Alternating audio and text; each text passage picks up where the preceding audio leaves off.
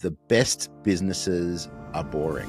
They're not super exciting. You're usually doing the same thing over and over. You're just optimizing little things. You're reducing the time it takes to create a sale. You're reducing the time to collect cash. And so we get bored out of our brain with that stuff. So we seek novelty. We're like, let's do a new marketing campaign. Let's scrap this whole thing and let's launch a new product. Every time you introduce a change into the business, especially a radical change, it's going to take a hit. You want to be very mindful and deliberate about fundamental changes in your business, like your product, your pricing, your offer, your marketing, all of those sorts of things. Marketing doesn't have to be complicated. In this episode, Allan Dib, author of the global bestseller, The One-Page Marketing Plan, and creator of Lean Marketing, breaks down why simple, repeatable strategies outperform the flashy stuff every time. You'll learn how to stop wasting time on tactics that don't work, build a lean marketing machine that fits your business, and use email to create leads on autopilot. It's not about doing more, it's about doing what works consistently. Let's unlock it. Mr. Allan Dib, how are you, sir? Hey, Adrian, pleasure to be on. I'm exceedingly well, and you? Mate, I'm fantastic. I'm very excited as you were the number one guest on our podcast when we launched a few years ago, and obviously we had a hiatus in between. We're back stronger and better than ever, and we're so grateful to have you back, mate. What's been happening? It's been a couple of years since we had you on. What's been happening in the world of Allan? Amazing. Well, I feel very privileged to be the first on and even more privileged to be back on. So it's really cool. What's been happening? We've been working with clients all over the world, implementing our lean marketing strategies. I came out with a book called Lean Marketing, and that's been really, really well received. The One-Page Marketing Plan has been like a category defining book. So that's created a lot of opportunities, a lot of speaking, a lot of people want to work with us. So a lot of cool stuff. I'm basically speaking, I'm podcasting, and I'm connecting with cool people like you, Adrian.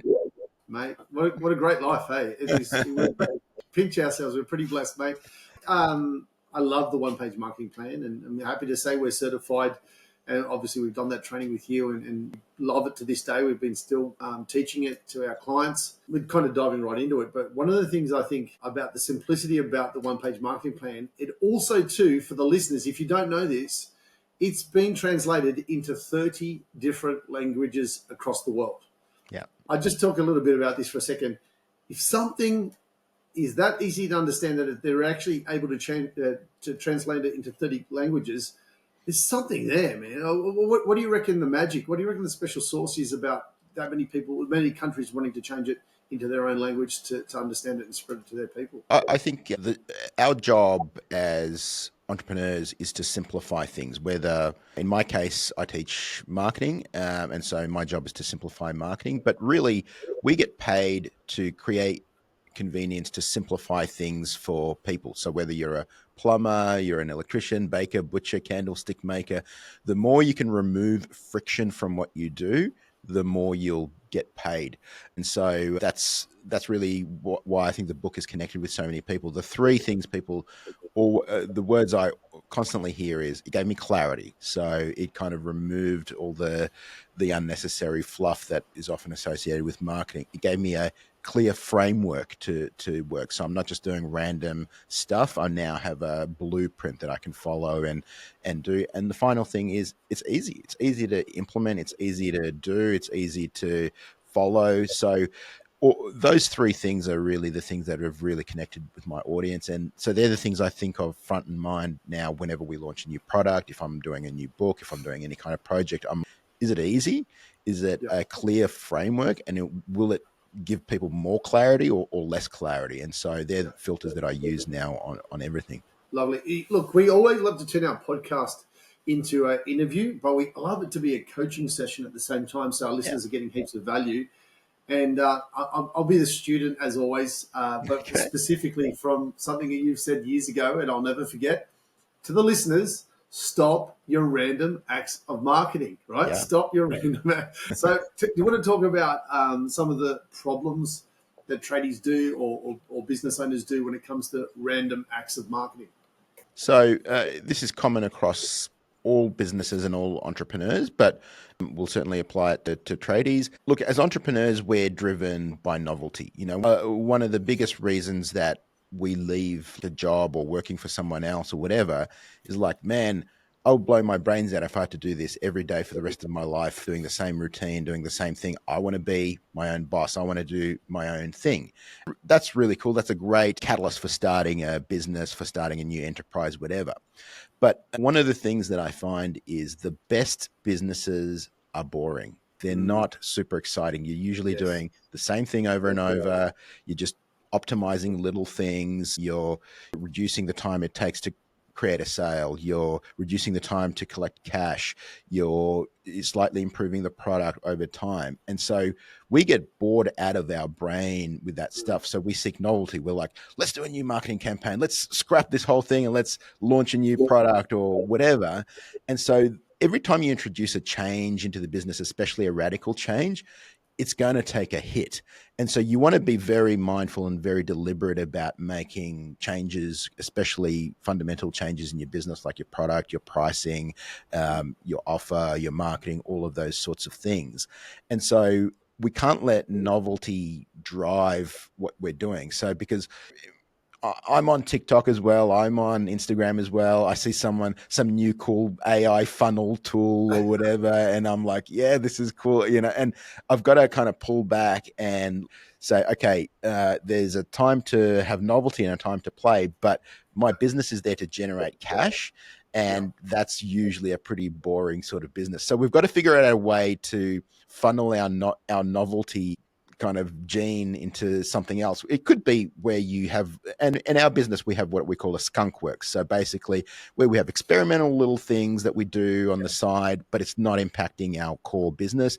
And that allows me to, have a brain fart, register a domain or whatever out of my 300 domains that I've registered that I'll never use in my life.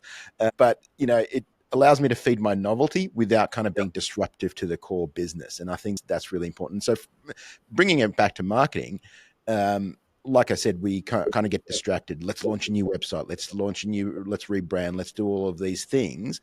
And we've got to be mindful that we're not doing this out of a novelty or just because we saw some cool hype thing or whatever. We want it to be strategic. So just like when we're building a house, and of course, tradies are very much across what it takes to build a house, right? So you start with a blueprint. And then you follow the blueprint. You dig the foundation where we've decided to dig the foundation. We put the pool where we decided we're going to put the pool. We use bricks if we've decided to build bricks. We don't just randomly say, you know what, today I don't feel like bricks. I think I'm going to do something else. Or, I saw this product on TV last night. How about we try this? And exactly. So similar thing from a marketing perspective, we want to create a blueprint, be very strategic, and then follow that blueprint. Beautiful. It's a common phrase, and all coaches use it, is stop chasing the bright, shiny objects. It's very, look at this. No, stick to the plan, create the plan, work the plan, stick to the plan, and then guess what? The outcome is more cash in the bank, more profit in the business. And totally. Also to team members, and I say this to nauseam, I can't remember where I learned the quote, but it's such a powerful quote when it comes to understanding the business owner's mind versus a team member's mind. That team members are looking for clarity in a chaotic world, whereas business owners and entrepreneurs love chaos, love a bit of craziness and madness and whatever. But if you create too much chaos in your business, your team members are going, this is not stable, I'm out, I'm checking out. Either check out mentally or check out physically and then go get a job somewhere else. So it's, like you said, important that we satisfy that novelty, maybe go skydiving, who knows, bungee jump, whatever you want to do. But leave the marketing to the plan and go from there, mate. So tell me, how, I know like worldwide success, how successful did the one-page marketing plan book get? Like, it was a number one seller, obviously, but what kind of levels do you know? Was it amount of copies? How do you measure that kind of success? Look, I measure it in business impact. I measure it in number of copies sold. So we've passed 1 million copies sold, which 0.00001% ever do that. In terms of business impact, it drives thousands of leads every month into our business. We have a sales team whose job is just responding to people who've read the book and want to take action further with us. So in terms of business impact, drives a ton of leads. And all of those things are great, but the vast majority of those million people who've read my book will never join a coaching program, will never buy anything from us, and that's totally fine. I get to hear from people, I get emails literally every day, and I've got two assistants who are there to help me sort through my fan mail, hear from people from literally all over the world. I've heard from people from Mongolia. I've heard from people from Iraq. I've heard, there's people who've like said, "Hey, I read your book in Persian," and I'm like, "We've never translated our book into Persian," so they've pirated it into, in different languages. So it's very cool. It feels good. I've had past businesses where a couple of my past businesses have been in technology. So one was a telecom business and one was an IT business. And I can guarantee you, nobody ever writes to their telecom provider and says, "Man, you guys are doing such a good job. That, my phones are working really well. My internet's working." Nobody ever does that. But it's really cool to be in a business where you literally get fan mail. Oh, mate, it is special. It is. Look, I don't get fan mail from Persia or Mongolia. I do occasionally get an SMS, and it brings a tear to my eye. Like, it's like, "Oh, mate, you helped me so much with my sales process or my marketing," or whatever the case may be. And I get it. It gives that job satisfaction. Really, Yeah. It's all the money. It really is. Yeah. So, tell me, the new book. It's what, a year old now, Lean Marketing. Yeah, it's just on a year old, and so it's also done very, very well. It's all taking. So one page marketing plan was all about, let's get your blueprint together. Let's put your strategy, your marketing strategy together. So we're clear. We've got a framework. We know what to do. Great. Now that you've got your blueprint, lean marketing kind of takes that to the next level. It's like, all right, how do we actually implement this in real life? So how do we take this plan? What are the tools? What are the assets? What are the processes that we need to implement to build a marketing infrastructure? Because it's great if we've got a plan and a blueprint, but if you do nothing with it, no matter how good it is, it's not going to do much for you. So basically, we're taking that blueprint and we're building. Right, excellent. So 90% of businesses have heaps and heaps of cash, and I love the fact that it's in the title. So what's it mean to build out a lean plan or lean marketing in obviously on the resources and the money? So when I looked at the best marketers all over the world, they were taking a very lean approach to marketing. Here's what I mean. They weren't doing 1,000 different things. They weren't doing 1,000 different tactics. They weren't doing, because it's easy to believe that you need to do everything to be successful from a marketing perspective, and it's exhausting. Like, one guy tells you got to focus on SEO. Another guy tells you you've got to do TikTok and short form video. Another guy's telling you to do YouTube. And so it's kind of like when you go to the market, right? The guy's going to tell you to have fish for dinner, right? The chicken guy's going to say have chicken, right? The vegetable guy's going to say and by the time you leave, you're mentally exhausted and you don't know what to do and all of that sort of stuff. So, but when I looked at it, I saw the best marketers in the world, myself included, I put that myself in that category, really only do a few simple things over and over. They've got a very lean marketing infrastructure. And if you look at doing, all right, literally we do an email newsletter, I've got a book, and they're probably the two main things that drive everything. Recently, we've started doing podcasting, our own podcast. I mean, I've been a guest on many podcasts over the years, so that's a part of what I do. But that's pretty much it. Like I'm not on TikTok, I'm on Instagram, but I really just post some of my personal stuff. It's not really driving anything business-wise. Even our pay-per-click ads, we only really focus on certain channels. So we've got a very, very lean marketing infrastructure, yet that we've been able to build a very high growth business. And when I looked at the best marketers in the world, that was very much the case. They find two or one, maybe three different channels that work really, really well for them and just take them to the max. They crush them. Yeah, so you don't need to do 1,000 things. You don't need to be exhausted by, thousands of different strategies, different tools, different ways of doing things. You can find one or two things that really work well for you and hit the accelerator and really max it out. Allan, that's great. So first of all, I'm going to make a statement, right? So you said something which I think is so poignant. The butcher tells you to eat beef. The fishmonger tells you to eat fish. And I'll make a saying, when you're a hammer, everything is a nail. And people look at me with a really strange look on their face, which is quite normal for me.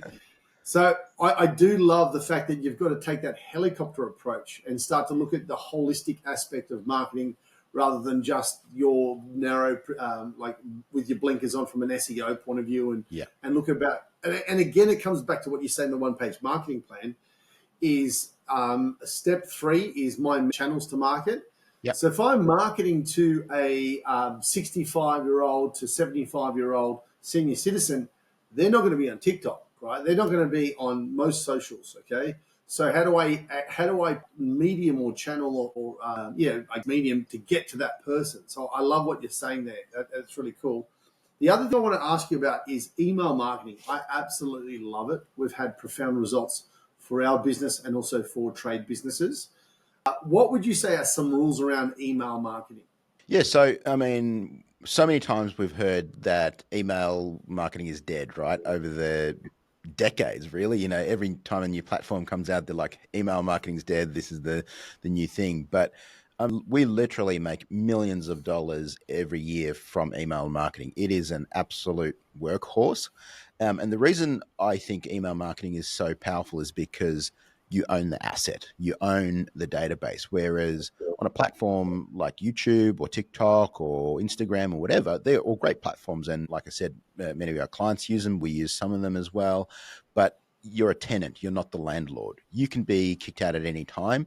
And you don't even have to be doing anything weird or controversial. You know, sometimes I've had clients in the medical space where they talk about a medical transformation or maybe weight loss or whatever, and then some woke policy or some weird AI algorithm says it starts suppressing it. It's like or some weirdo complains or whatever, right? So and you can be deplatformed, shadow banned, all of those sorts of things, and you're not even doing anything weird. You're just trying to help with weight loss or their back or whatever. Like we've been working with like chiropractors, and you're not allowed to say that they'll get you that pain, which is literally their whole job. So it makes things really difficult where you can't say obvious things that you do on these platforms because someone's put in some crazy policy. So email, you own that platform and you've got a direct connection to your audience, and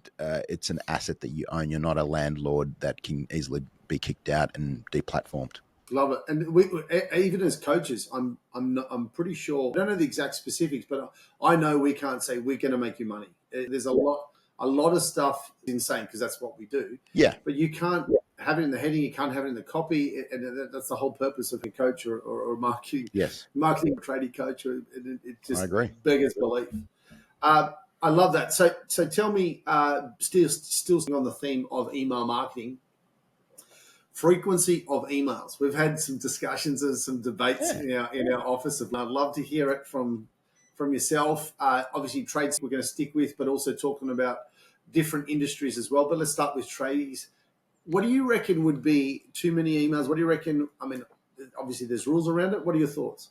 So my view is your list is going to go cold if you don't email a minimum of once a week, because it's just a fact. Because, I mean, can you remember what you were doing a week ago exactly? I mean, a week is huge in a person's life. They've got kids, they've got family, someone's sick, whatever. So if someone hasn't heard from you for a month or 2 months or whatever, you're almost zero as if in their mind. They're like if I hear from sometimes I'll get an email from someone, and maybe I subscribe to the list, but I'm subscribed to a ton of email, and I'm like, who's this person? Why are they emailing me or whatever? And it's just because they haven't emailed frequently enough for me to remember who they are. So my minimum is once a week, but the real answer is as often as you can be interesting, So a lot of what we want to do is show up, entertain, inform, let people know what we're doing. Now, a lot of people from trades and from so-called, in quote marks, boring businesses are going to say that, well, I'm just a plumber, I'm just an electrician or whatever. How can I be entertaining? And I'd encourage you to have a look at some platforms like TikTok. Like there's a guy who's just a like a home inspector, compliance inspector, or whatever. The post. I can't remember what they're called. After you finish building a house, there's an inspector who's got to sign off and say it's all to code or whatever. That has millions of followers, and it's just because he does it in interesting ways. Like, look at this botch job that they've did. The brick is off or whatever, or here it's leaking or whatever. So going behind the scenes, showing people what you're doing, because to you it's boring, to you it's just another day in the office, but to people who are not in your industry, to people who are your clients, this stuff is interesting, especially if you present it in an interesting manner.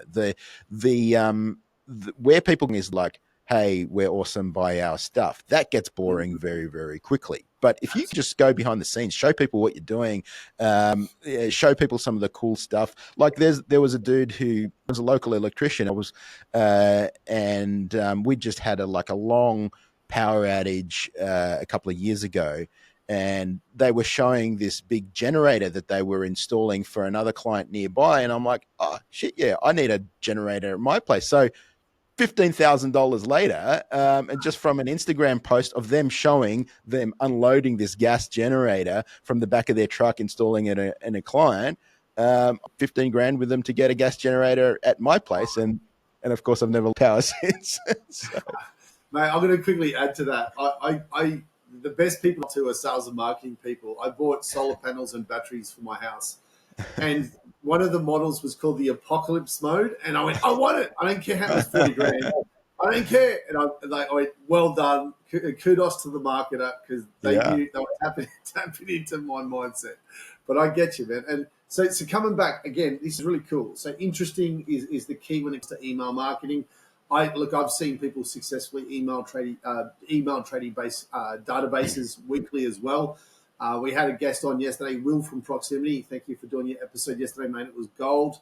And he is almost all of his communication, social media, emails, etc., is all about lifestyle, right? Yeah. It is all about lifestyle, and it builds an identity to what the brand is about, what the technicians do. It's hardly, there's nothing worse than two things I hate in email marketing, right? Is buy this, buy that, buy this, like offer is just like, you don't even know me and you're just throwing stuff in my face. And this is more so for social media than it is for email marketing. Look at the tree roots in your toilet. Like, look at this dirty. I don't want to see that. Like, no one wants to see that stuff. It's really, it's not clever. It's marketing, and we often do it often. Well, it's like I don't know if you've ever been to a party or an event or whatever, and you get stuck with the guy who just talks about himself all day, or the whole night. It gets boring pretty fast. You're like, it just keeps going on about how cool he is, how amazing he is, all of this sort of stuff, and you're like, this is boring. Whereas if you're with someone entertaining, they're telling funny stories, or they're telling you something interesting or whatever, you're magnetized to them, and you'll sit there, listen to them all night very happily. So marketing is exactly the same. We're communicating in the exact same way. We want to be helpful. We want to be entertaining. We want to inform. And yes, of course, there's a commercial message, but if you're helpful, entertaining, show up in people's life regularly, you will by default get the business. You don't have to be pushing and telling people who you are. Yeah, love it, man. So tell me, what was like the experience or the moment that sparked the idea for lean marketing the book? Yeah, it was actually interesting. I was speaking at an event in Mexico, and it was a car manufacturing event. It was an event where there were tons of car manufacturers, people in the auto industry, suppliers, all of that sort of thing. And a guy came up to me and he goes, "Oh man, I read your book, The One Page Marketing Plan. I consider this book lean marketing." And I'd never heard that term before. And I said, "Oh, thank you." We chatted for a little while, became friends. He actually became a client later on, and he's a friend now. But lean is a concept in manufacturing that's absolutely revolutionized manufacturing. In the past, to be a successful manufacturer, use of equipment, plant and equipment, big heavy machinery, and you would produce tons and tons and tons of thing. So we've all heard Henry Ford said you can have it in any color as long as it's black. That's because mass manufacturing is all about producing tons of the same quantity over and over and over again. The Japanese, after the Second World War, they couldn't do that because they were absolutely crushed. Their whole industries were devastated. Their, cities were basically in rubble. And so the Japanese in the after the Second World War, they're known as terrible, like terrible quality, because they didn't have good manufacturing or sort of thing. But then they basically invented a philosophy and a way of manufacturing called lean, which is doing more with less. So how did they do that? So they did that by making small batches and making things just in time, making things in a way that was easy to customize. So rather than having that assembly line like a Henry Ford, where the bolt, the next person does the screw, the next person attaches the windshield. And so what they would do is they would have a team that works together where everybody knows what everybody's doing. They can easily customize things. And they found that actually massively reduced cost, massively reduced errors, made it easy to produce things that were custom, and they didn't need massive machinery, massive facilities, and things like that. So when I looked into how could this be applied to marketing, because in marketing there's so much waste. We get told that half of it is wasted. We don't know which half, which is, and we hey, if your marketing's not working, more money. Just spend more money on ads, just hire more people, do more stuff. And I'm like, I don't think this sounds a lot like a really wasteful approach. Whereas, like I said earlier, when I looked at the people who are really crushing it in marketing, they've got a very lean team. They're just doing a few things that work well, and they're just taking them to the max. They're doing things in a very customized and different way rather than just massive volumes of the same thing. So it's essentially the lean philosophy applied to marketing.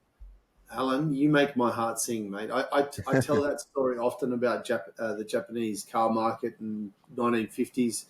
Edward Deming was the gentleman that kicked that off, and I think that one of the things they stick to is 96-4. 96% of the problem is the system, and 4% is the human. Yeah. Whereas we all think it's the human, and that is just and it's just off that is worth checking out again. Turning the podcast into a coaching session, checking out content from a guy called is passed now. I think he passed in the early 80s or 90s. I can't remember. Buckminster Fuller. Yeah. He was a futurist and really came up with some amazing ways to rethink things that we do on a global. In actual fact, it's a bit of a digression, but I think it's a great way to get people to think differently. He goes, the world needs to think in a different way. And he goes, instead of having war games, how about we start having peace games? Because if we practice for peace, we might get peace. Yeah. But if we practice for war, we'll keep getting war. So it was really, really cool. I love that. That is absolutely fantastic. So tell me, for a trade business with limited budget, what makes the lean marketing approach especially powerful? Yeah, look, I love trade businesses, and this is going to maybe sound bad, but the bar is just so it is like it really is easy. I'll give you an example. Literally yesterday, we've got a very minor plumbing issue. I don't know. We've got a bit of a leak in one of the pipes from our hot water system. I can see just like a leak. We had my dog, I think, chewed the pipe or whatever, and it's now leaking. So my wife calls a local plumber. He says, "Can you take a photo of it?" She sends him a photo. Then he says, "Oh, we'll come out tomorrow. We've ordered the part." Doesn't show up. She rings back. "Where are you?" "Look, you need." Then he says to her, "You need to go to Reese and figure out what that part is." And she goes, I'm not doing that. I mean, this is the whole reason why I called a plumber, is to fix my problem, not to give me things to do, right? And she's like, "Forget it. Like, I'll call someone else." And that's who you're competing with. That's the average. So, I mean, if you show up, when you say you're going to show up, if you don't, come in the house with your muddy boots, if you just get the job done quickly or whatever, I mean, you're in the top 90, 1% of likes. So the bar is very, very low. You have to do amazing. Well, Alan, you've got my personal number, and guess what? I know a few tradies, especially down your Mornington Sorrento way from Yes, memory. yes. So, mate, let me know if you need. I've got heaps of guys I can Okay. recommend and will give you full service. All right, mate. Well, appreciate that. Thank you. And a lot of people, not only tradies but even coaches, don't really get USP well. So, last question: how should a trade business think about their USP, their unique selling proposition, when their service seems standard to customers? Yeah. Right, so they think it's like, I'm just a plumber. How do Yeah. I Great, come up great with a question. USP? Great question. So, um, a lot of people think when it comes to uniqueness in terms of a unique selling proposition. In fact, I like to flip around selling proposition to unique buying advantage. Why does someone buy from you? And I'll give you another example from my life. So I've changed accountants maybe 3 or 4 times in my business career. Not very often, but I've never changed accountants because the previous accountant was a bad accountant. They're all working with pretty much the same tax laws. They've got the same bag of tricks for reducing tax legally, Division 7A, maximize your super, this and that. Like none of them are coming up with anything revolutionary from an accounting or tax perspective. But the reason I changed accountants is because the guy returns my calls quicker. Because the guy proactively follows things up, because when I email, I get a response back, all of those sorts of things. So nothing to do with accounting, all the peripheral stuff. And so once you're good enough at what you do, once you're a competent plumber or competent electrician or whatever, there's very little benefit in getting even better. Like whether you're a top 1% plumber or a top 10% plumber, no one's really going to pay more for that, generally speaking. So what they're going to pay more for is the level of service, how quickly you respond, you doing what you say you're going to do, how your quote is presented. Another example from my life is we were choosing landscapers. We had 3 landscapers come out and quote. One guy basically never got back to us. Another guy scribbled the quote on the back of an envelope or something that looked like it was on the floor of his truck or whatever. And the third guy showed up in a uniform, sat and listened to my wife. She had concerns. She was like, I want to make sure the dog doesn't escape and all of this. He's like, no worries. We'll put in a temporary fence. We'll build like a little enclosure for the dog while we're working. Don't worry. We're going to have a portaloo out there so the boys don't have to come and trample into your house. And this dude was literally twice the price of everyone else. And as soon as he left, my wife says, that guy, so, and so I ended up paying, probably close to $250,000 for my landscaping because that dude showed up in a way that other dudes. Now, I'm sure the other 2 guys were probably very good landscapers. They probably would have done just as good a job or whatever. But the things that surrounded what they did, how they presented them, how they quoted, how they showed up, how they listened was completely different. Love it. So just recapping, it's all around not the actual technical aspect. It's about the delivery, the communication, the customer experience, the customer journey is totally. where you can find your USP. Yeah. I mean, the deliverable, the core thing that's a given. We assume that you're a competent plumber, competent electrician, competent whatever.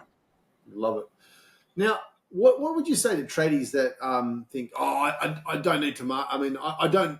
It's almost like it's a negative or a bad thing market. Like, I know, talking to the guys, but like, it's strange mindset. I struggle with it, and again, we're kind of dealing with businesses from man bands all the way up to 100 and something staff. But people that like obviously at the beginning of their I guess business journey, thinking, it's like it's not like you say like it's almost a negative. I have to market. They feel like they're desperate. I think what comes up for them. What would you say to people that are thinking like that? Well, I would say it sounds like you hate money. Like, really, even if you're absolutely capacity, you should keep marketing. Why? Because if you're at capacity and you keep marketing, you can now raise your prices. You can be more selective about who you work with. So you might say, you know what, I don't want to work with these types of clients. Whereas if you're not marketing and if you just got to take whatever dribs and drabs come your way, well, then life is going to suck. You're going to get the cheap clients, the clients who complain, the clients who are price shoppers, all of that sort of thing. Whereas if you're oversubscribed, if you've got me in, then you can be selective. You can say, you know what, not worth my time.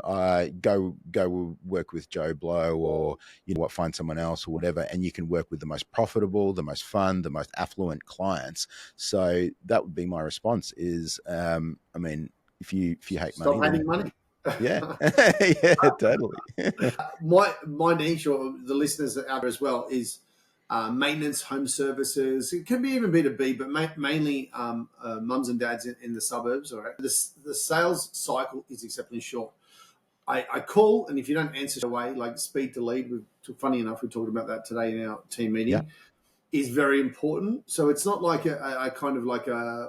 I like to put marketing for COD, residential leads, in one bucket, and then prospecting for account clients in another market. Sorry, in another bucket. yeah. So when you've got I need a plumber now or an electrician now, right? And how would you build out like a funnel with leads and prospects and stuff like that? How would you explain that to the customers? Sorry, beg your pardon, to the listeners there, about how that kind of takes place on a Yeah, maintenance. so speed to lead is incredibly important, absolutely. So, and especially, if you're a plumber, of course, it makes no sense to say go through my funnel, opt into my landing page, or whatever, right? We just want to ring you and you really quickly sort out the problem, right? So, your marketing funnel's got to be appropriate to the service you offer, versus, hey, if you're basically curating a list of potential high ticket leads that are going to work with for again, that would be a completely separate strategy. So a strategy needs to be tailored to the actual product or service, which is one of the reasons why target market is so foundational, right? So when in the one-page marketing plan, that's literally the first block that you write, is the on the one-page marketing plan is target market. So is your target market residential people who've got an emergency, right? And so we're going to different messaging, different media, different to reach those guys, versus, hey, our target market is construction companies and we want to be able to win tenders and bids and things like that for big commercial jobs and things like that. Totally different strategy as well. So if you know your target market really well, you can tailor your messaging, your media channels, your nurturing system, all of that. So that's why the one-page marketing plan is so important, that we start there. We start with those foundational elements. Yeah, I love it. I've memorized it off the top of my head, and I live it. It's so much of what you're saying comes in my mouth automatically, and I don't even realize until we've caught up again. So it's fantastic. So let's. This is one of the challenges I know newer and smaller clients have. We know that it's amazing to be the landlord, not the tenant, and it's really great to go back to your database. But when you're trying to build a database, and obviously a database, the more years in business, the more you have a database. And just for the listeners, if you're not sure, first name, last name, email address, physical address, and a mobile number will kind of be the five. Would you have anything else apart from that? I mean, even just an email and a phone number. Sorry, beg your pardon. First name, last name, and email might be enough. But if you had the physical address and a mobile, would be fantastic. Would you add anything else into that crucial data you need to collect? Is my first question. Yeah, so my advice would be collecting data as you can initially, because I mean, we've all been to the website where you hit the contact form or the opt-in, and then it asks you for 20 different fields, and you're like, oh, forget it, right? So so for your email list, I recommend just for the email address. If you want, ask for the first name as well. There's really no need for you to have tons of data, but what you can do is enrich that data through your email nurturing. So, for example, you might say, hit reply and let me know what challenges you've got at the moment, or hit reply or whatever. And so as you get replies, and there are also data enrichment tools that can take an email address and find a phone number or name and things like that. So there are different ways, but I recommend in the beginning, ask as minimal data as possible, because every field that you add, you're going to reduce the amount of conversions that you get, the amount of people that actually opt in. So I would start with just, hey, email address, and then you can add and enrich that data as you nurture them. Back to what you said right at the beginning of the podcast today, it's be frictionless or less obstacles. Yeah. So let's get a first name and an email address is a great start. In a perfect world, a mobile phone number and a surname and an address would be great. But now, this is a follow-on question from that. New business, maybe going for 1 or 2 years. You maybe have 500 to 1,000 contacts in the database. Probably even smaller. If you're a one-man band, it could be as little as 500. Sure. right? How do you start to build a database without actually doing the work in a maintenance sector? Like, it's different if you're a coach. I could send out a lead magnet. What kind of things would you suggest for the listeners that could work to help assist and build out a database, again, for like maintenance-based businesses? So, like, what's an example of a maintenance-based business that So you? a plumber that works in your area, and they would do your block drains, your burst pipes, Sure. your general plumbing, your taps and your toilets. We call them like a maintenance plumber that's focused on the target market would be residential, and specifically, let's go down the one-page marketing plan. So the age would be, say, let's say 45-year-old females, working part-time, semi-professional. They like dogs. Websites that they look at before they look at yours might be some sort of lifestyle stuff. Sure. You can kind of getting the idea. Yeah, I am. I am. You can, especially if you're a local business, which most people listening to this probably would be.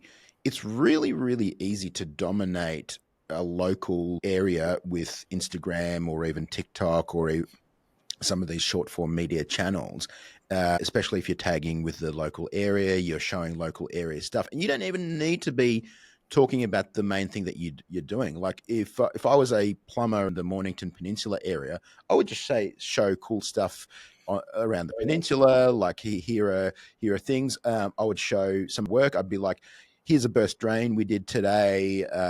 It burst because of blah blah blah, or this is a shoddy build. It's very, very easy to dominate a local area with trade-based business, with a local business on short-form media. So that'd be an easy way. And then in your LinkedIn bio, you can have a very simple opt-in. Hey, want to receive our email newsletter or whatever. So, and then you can also retarget those people with paid ads as well if you wanted to add that. But there are so few people really focused in on a local area, especially if it's just maybe a few suburbs or whatever. And the algorithms are so good at knowing where I am and then where you are and showing me content that's kind of relevant. And if I've dwelt on your content or watched a part of video, it's going to show me more, right? So that would be a super easy way. Just do your work. I love it. Cool. And then I guess from that, I've always thought of database as your CRM, like your active campaigns or something with a name in it. But your database is your followers on Instagram. Funnily enough, I don't know why I forget that was actually your database as well. So that's totally. A really great point. Okay, let's talk tools, tech, and trends. So we've got AI kicking off now. It's remarkable what's happening. So what kind of role do you reckon automation, some tools, AI, anything around that tech space? What are you seeing? What do you like? What do you reckon tradies should be diving into?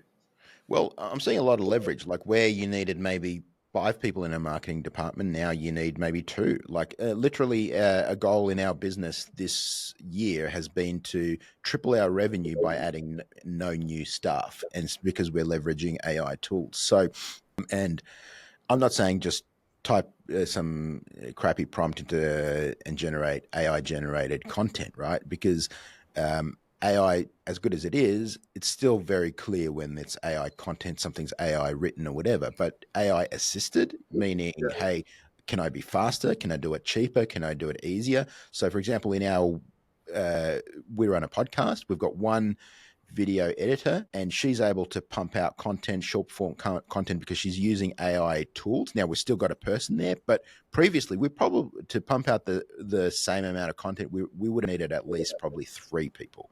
So now we can do it with one. So it's not there to replace you. It's not there to do the work for you or for your team, but it's there to help you be more efficient. Just the same as, we went from typewriters to computers. That made us more productive. The same, it's just the evolution of that. Sure. And what kind of tools do you find that are great for building out the content?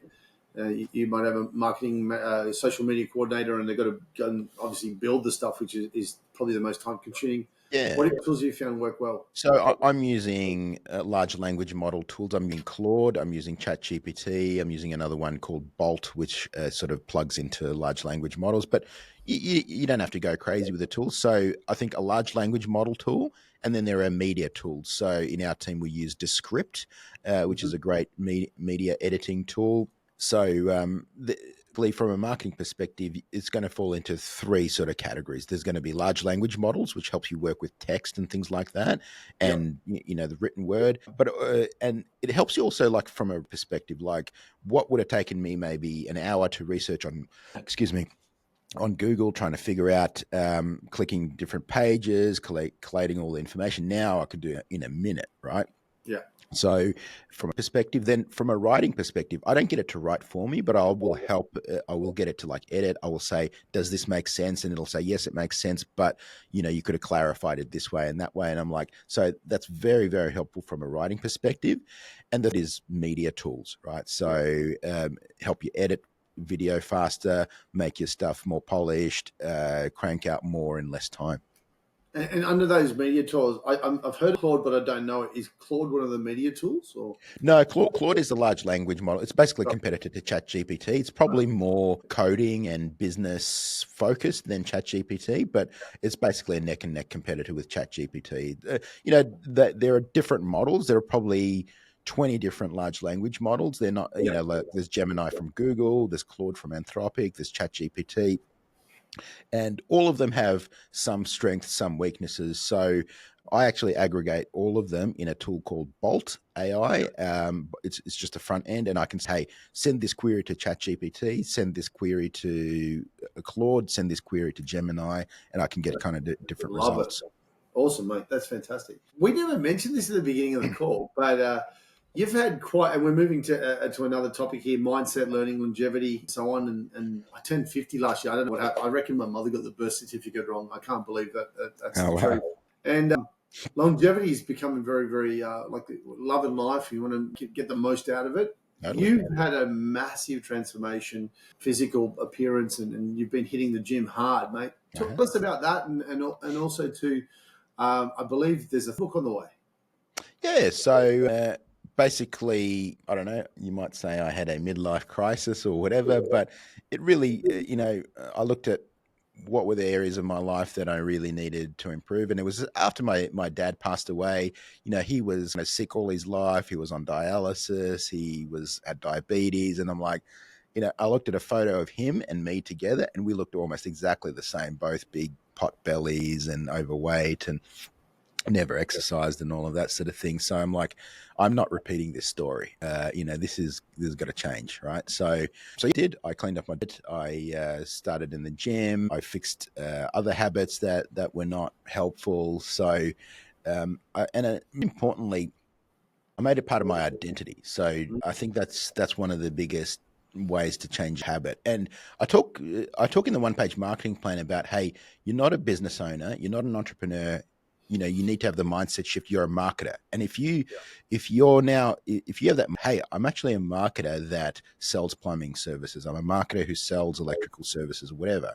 That's going to be a mindset shift. So now I've had this mindset shift that, hey, I'm an athlete. And so if I'm an athlete works out most days, right? An athlete has a certain type of diet. An athlete shows up in a certain way, right? So that drives it. So there's no debate in my mind. I don't wake up in the morning thinking, I don't know, should I exercise today? Where should I go? What should I eat or whatever? No, it's because my identity is set. And another identity I've got is I'm an author, right? Which means I write every day. Yep. So again, I don't wake up in the morning think, I don't know, what should I do today? Should I write? Should I do something else? Should I whatever? And it doesn't mean I get it done every single day, but it's something I would do most days. So that identity shift around what you do, who you are, is going to really drive the results that you get. Because if you do something occasionally, it's probably not going to help you that much. Probably better than nothing. Sure, hitting the gym once a month is great, but it's probably not going to get you the results that you want. Whereas if you've got an identity shift and it's something that you do most days, it's going to have a massive, massive compounding effect on your life. It's funny that concept of shifting identity has come up so much for me in the last 3 or 4 months. We're at a conference in Australia called Book Titans, an amazing piece of software that's come over from America for job management for tradies, and it's relatively new in Australia. And there was a gentleman who's going to come on the podcast. I don't know exactly when, but Keith Mercurio, if you're listening, mate, we're going to lock that date in. And about this, when your identity shifts, everything else follows. And it has had such, and I've had multiple conversations, and I'll talk more about this when we catch up with Keith. But I can't. Once you change that identity, all the behaviour is easy. It really Totally. becomes effortless. Yeah, love it. Totally. Now, tell me, when you're like your food you're eating, what kind of, are you sticking to any kind of keto diet or something like that, or what's the kind of? Yeah. No, nothing crazy. One of the and but was education and figuring out what it is. But really, I think the two, from a diet perspective, the two numbers you really need to know is calories and protein level. Because if you're eating stuff that's low in protein, your body will keep sending you signals that you're hungry. So your body will crave food until you hit like a protein target. And the problem with a lot of processed food is they remove all the fiber, which helps you feel full. They remove all the protein, and it's full of carbs, sugar, and all of that. And you can eat tons of that stuff and still feel hungry. And they do that purposely. Like they actually hire scientists that figure that stuff out, right? So if you monitor just those two numbers, there are very simple apps like MyPal, but the one I use is called Macro. And you literally take a photo of the barcode and it'll tell you this is this much calories, this much protein, this much whatever. But I mean, don't worry. People talk about the different macros and how much fat, how much carbs. Really, the two numbers that really matter, protein and calories. And so if you can keep in check high protein and either maintenance or deficit calories if you're trying to lose fat, then that'll make all the difference. Look, and again, this fitness aspect is such a paramount. Look, as business owners and coaches, we're leaders. Simple as that. Even if you're listening and you're running a plumbing business, electrical business, you are a leader. If you're a husband or if you're a father, you are a leader. I mean, obviously there could be mothers and so on listening in podcast land. We are leaders, right? So we have a responsibility to do the right things in order to go and give the right example through our actions, not our words, of what we do. I really, I definitely think to a point, I don't drink anymore, and I don't see drinking again just because it's just gone past. It's not that it's bad. It's just, it's no longer back to what you said, it's no longer my identity. Yeah. So it becomes a really easy thing to do. I heard something the other day, and a lot of people think it's kind of controversial, whatever, but it is really true. Like, people judge you on how you look. Like if you look overweight, sloppy, and all of that sort of thing, and I agree. Maybe we shouldn't judge by the cover, but people do, right? And you might be an amazing person. You may be super competent at what you do, but if you look sloppy, you're starting from negative, and you've got to kind of make that up with other things. And you can make that with other things, but why give yourself that disadvantage where you're starting from negative when you can be starting from positive, right? So people are superficial. People do judge by a book by a cover. I mean, I probably spent 100 hours trying to figure out the cover of my book because I know people judge a book by its cover, right? That's what a cover is literally there for. So you may not like that. You may not agree with that or whatever, but, we don't make the rules. So it is what it is. And you can either, take that to your advantage or disadvantage. 100%. It's absolutely paramount. Now, tell me, obviously the new book's around all of this, so you haven't got a name yet, but you talk more about the concept. Is it exactly? Yeah, so I am writing a new book. It's outside of the marketing space, and I will be talking about a lot of these things where how do you live in a life? And I'm essentially thinking about it as the one-page marketing plan for living life.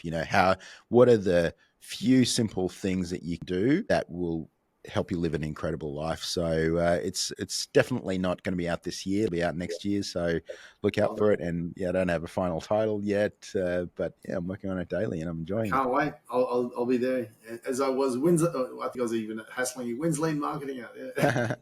Mate, final question before we wrap up for today. And if you had to restart, if you're putting the tradie hat on, and you had to restart your marketing from scratch, what would you do for the first 30 days? Yeah. So I would post in the first 30 days. I would also figure out exactly who I wanted to work with. And create marketing material, whether it's digital or it's physical. Even physical, our physical mailboxes are now less full than ever before, and our digital mailboxes are more full than ever before. So you can actually stand out by actually doing something physical in letterbox drops or whatever. But I would please just start creating content, telling my story, and then delivering an amazing experience, starting to get all those positive reviews. We talking about that non-addressed mail strategy. We got to think of the low-cost marketing letter, and it's just so simple. Just introducing yourself to your neighbours, and it's no magnet, no nothing, just a letter. And wow, it feels special, intimate.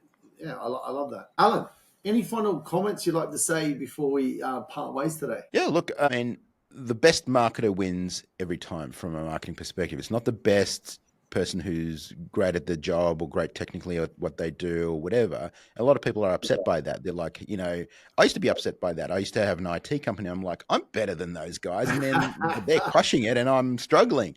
So, and that was super frustrating. There's nothing more frustrating than when dumber people make more money than you, right? This conversation with my team. What's going on with our Melbourne event? We need. Yeah. Exactly. So you can look at it either one, unfortunately, but either way, the best marketer wins every time. So we talked about identity shift, and I think if you can have that identity shift that, hey, I'm a marketer of the services that I do rather than just I'm the technician, it's going to be a major change for you, and you're going to win. Yeah, excellent. And we're going to also have a URL. Do we know the URL, or they'll be posted in our podcast notes? Yeah, I've got a URL. If you leanmarketing.com/unlocked, so that you'll be able to download free chapters of my book. And then we've got a whole bunch of resources that you can get for free. So it's leanmarketing.com/unlocked. Look, I can't. How would I say this? I'm so passionate about the one-page marketing plan and also lean marketing. I definitely, like you said, there was a phrase you said. It's like a gap identifying or space identifying book, like a book that stands out. What was that terminology? Category defining book. Thank you. Category defining. I know this is a big call, but I put it up there with influence from Dr. Robert Cialdini, mate. Thank you. Yeah, it's timeless. And again, 30 different languages. It is special. So the one by Allan Dib, Lean Marketing by Allan Dib, and the third one will be out probably in about 12 to 18 months, but we'll keep you posted. In fact, we have to get you back for that one as well. For sure. Yeah, I think that's such a pivotal part of being leaders and really setting up our team and our clients and everybody in our life, our family as well, for success is by how we look after it and how we treat ourselves. Allan, I can't thank you enough. You're an absolute gentleman and a legend. Thank you. My pleasure. Thank you, Adrian.